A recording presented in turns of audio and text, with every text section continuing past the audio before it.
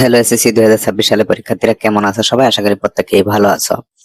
তো তোমরা জানো যে আমি তোমাদের জন্য বাংলা প্রথম, বাংলা দ্বিতীয়, ইংরেজি প্রথম, ইংরেজি তৃতীয় প্রশ্নগুলা হুবহু ইউটিউব চ্যানেলে রাত 12টা 1 মিনিটে আপলোড করেছি, 12টা 30 মিনিটে ডিলিট করেছি।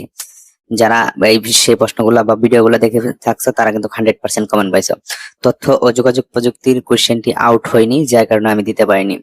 এখন যেহেতু রবিবার 3 তারিখ তোমাদের গণিত পরীক্ষা, তো আমাদের টিম সর্বোচ্চ চেষ্টা করতেছে গণিত পরীক্ষার প্রশ্নটা আউট করতে। প্রশ্নটা আউট হওয়ার মাত্রই টেলিগ্রাম গ্রুপে দেওয়া হয়, টেলিগ্রাম গ্রুপ থেকে ইমোতে ঢাকা বোর্ডের নোমান স্যার হিস্টোরিতে দিয়ে দেন।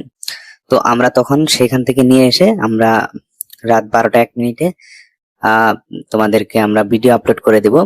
অর্থাৎ শনিবার রাত 12টা 1 মিনিটে গণিত প্রশ্ন 100% কমন 12টা 1 মিনিটে আপলোড করে দেবো, 12টা 30-এ ডিলিট করে দেবো। তো অবশ্যই তার জন্য কিন্তু আমাদের চ্যানেলটি সাবস্ক্রাইব করে নোটিফিকেশন বেল আইকনটি প্রেস করে রাখতে হবে।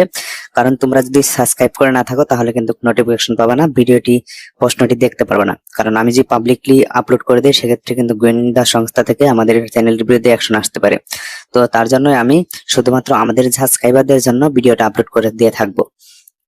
তো অবশ্যই চ্যানেলটি সাবস্ক্রাইব করে নোটিফিকেশন বেল আইকনটি প্রেস করে রাখবা, তাহলেই কিন্তু শনিবার রাত 12টা 1 মিনিটে একদম হুবহু বোর্ড কপি কোশ্চেন অরিজিনাল পেয়ে যাবা, যেটা সকালবেলায় 100% কমন আসবে।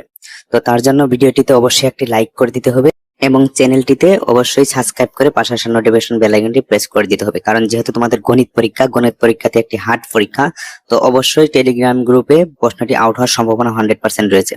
তো আজকের ভিডিওটি এ পর্যন্তই। অবশ্যই ভিডিওটি লাইক দিয়ে রাখবা এবং চ্যানেলটি সাবস্ক্রাইব করে নোটিফিকেশন বেল আইকনটি প্রেস করে দিয়ে রাখবা।